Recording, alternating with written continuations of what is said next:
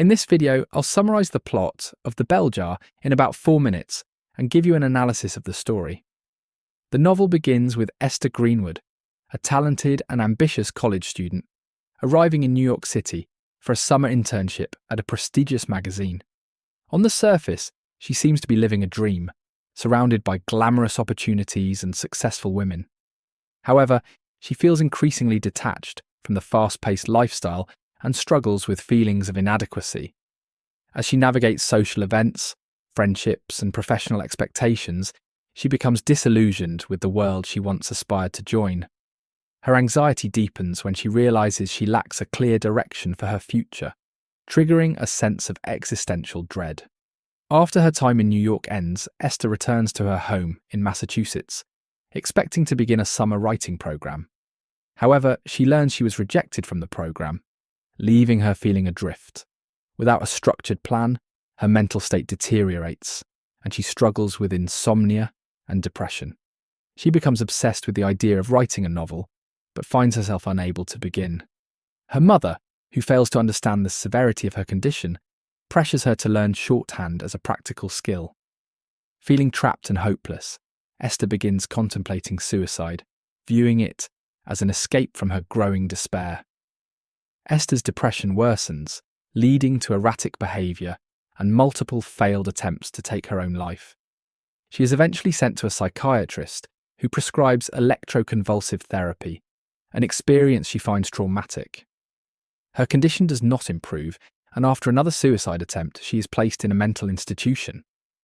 Under the care of Dr. Nolan, she begins a more compassionate form of treatment, including additional electroconvulsive therapy that is administered in a way that does not re-traumatize her.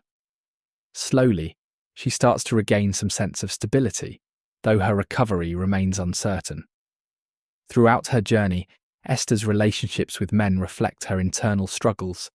She initially idolizes Buddy Willard, a medical student, but becomes disillusioned when she discovers his hypocrisy regarding intimacy and morality. Later, she engages in an impulsive, intimate encounter, which leaves her physically injured and emotionally detached. Her experiences reinforce her frustration with societal expectations surrounding womanhood, purity, and ambition.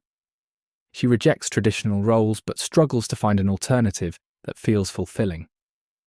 As the novel nears its end, Esther prepares for an interview to determine whether she is ready to leave the institution. While she has made progress, her future remains ambiguous. She acknowledges that the bell jar, a metaphor for her suffocating mental state, may descend upon her again. The novel closes without a definitive resolution, reflecting the unpredictable nature of mental illness and recovery. Esther steps forward into the unknown, symbolizing both hope and the lingering possibility of relapse.